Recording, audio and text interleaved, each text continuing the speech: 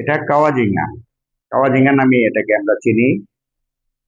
এটা আমি একটু কাটছি। এটা আহ, এই যে কাওয়াজিঙ্গা যেটা কাটলাম, এটাকে আমরা বিভিন্ন নামে চিনি। জংলি পটল, বন শসা, তিত পটল। একে মূলত কাক পটল নামেই চিনে।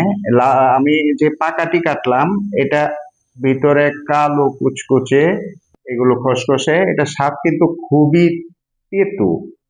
এরা বহু বর্ষজীবী আরোহী বিরুৎ। জুলাই ডিসেম্বর মাসে এরা বেশি জন্মায়। যদিও এটাকে বিষাক্ত ফল হিসাবেই আমরা জানি, কিন্তু এর কিছু উপকারিতাও রয়েছে বলে আমরা জানি। গর্ভস্রাবের পরে ধনষ্টঙ্কারের সংক্রমণ রোধে এটা ব্যবহার করা হয়।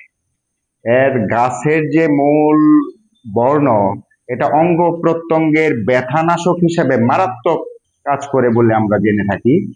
এটা কেউ কেউ এটাকে জংলি পটল, বন শসা, তিত পটল এগুলো নামে জানে। এর বৈজ্ঞানিক নাম জিমনো পেটালুম চাইনিজ লোর।